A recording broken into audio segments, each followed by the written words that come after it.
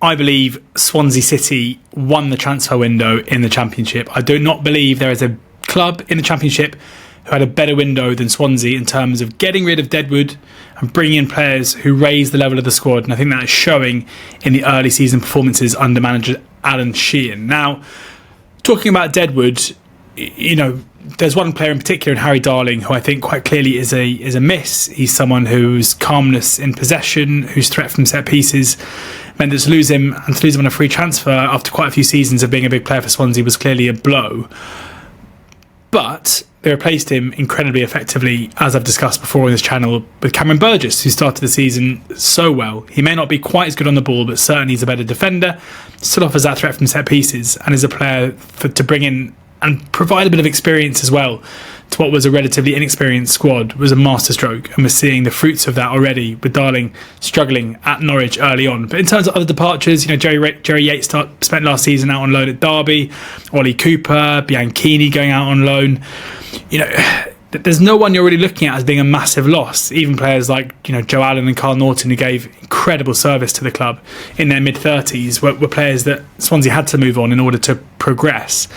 But it's the players they brought in that have just levelled up and provided the depth that's also necessary in order to do so. Now, I've mentioned Burgess there.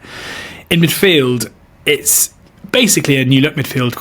Franco is still clearly there. He was a very good signing last summer. His industry and energy are going to be crucial to any success that Swansea have, and he remains a very important member of the first team. Ethan Galbraith has come in from Leyton Orient and been fantastic already. He will continue to be that. We're seeing him in a more advanced central role for Swansea, and he's relishing in it. Such a good creative passer, but really tidy in possession as well. And it wouldn't surprise me if we see him provide more of a goal threat than we've seen previously in his career at Swansea too. Stamanic has come in from Forest and settled in incredibly quickly as well. Inusa, the left winger, comes in from Hacken as someone who offers that direct running and quality out wide.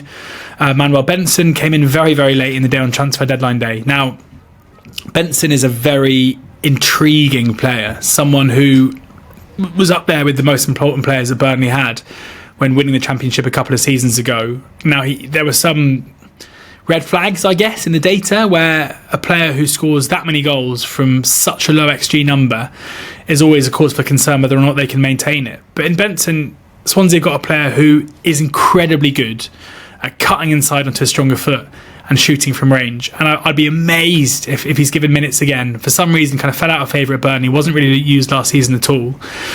If he isn't a big player for them coming up in this season, even if he doesn't replicate the kind of the amount of goals he scored in that Burnley side, he's still going to be a constant threat. And I think with him and Inusa on both flanks there, you've got two players who should again level up on what was previously there.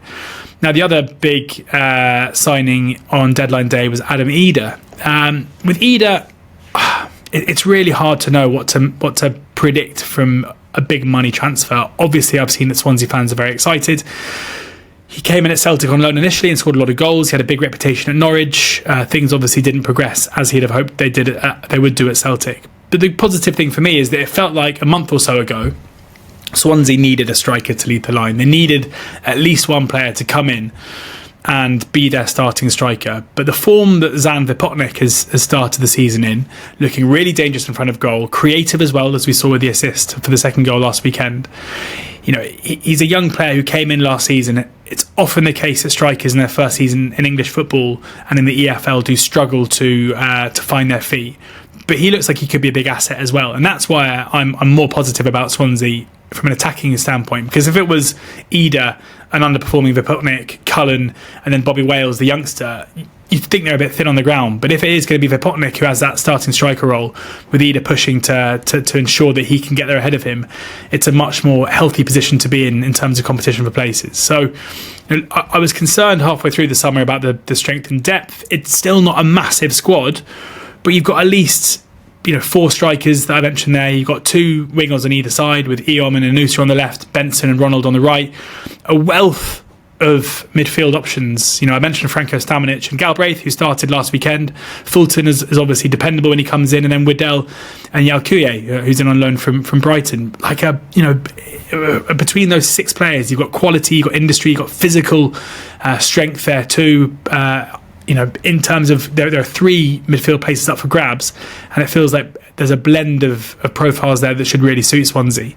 Key at right back, Isha Samuel-Smith came in on loan from Chelsea after a kind of bizarre summer where he moved to Strasbourg and back again, but clearly someone who's very highly rated at Swansea. My only maybe concern is a centre-back where Cabango and Burgess clearly have started the season very well. But in terms of depth, you maybe would want one other there. Caelan Casey, obviously, providing the depth alongside Ricardo Santos. But only 4 specialist centre-backs might not be ideal in terms of potential injuries. But, you're nitpicking at this stage. I think the club have spent in a completely different way. It feels like they are going for it, effectively. It feels like this is the first time we can say that Swansea City, under Alan Sheehan, are spending money in a way that suggests that they believe they can challenge to get back to the Premier League. And given the way they've started, and given how solid they look defensively in particular, and with a couple of key attacking signings in the last couple of hours of the window, in a league where I would say right now, in terms of Ipswich's performance level, Leicester and Southampton as well, it feels like this is a campaign where maybe we can see a shock or two push themselves towards the top end of the Championship. And right now, Swansea absolutely look like one of the teams that could do that.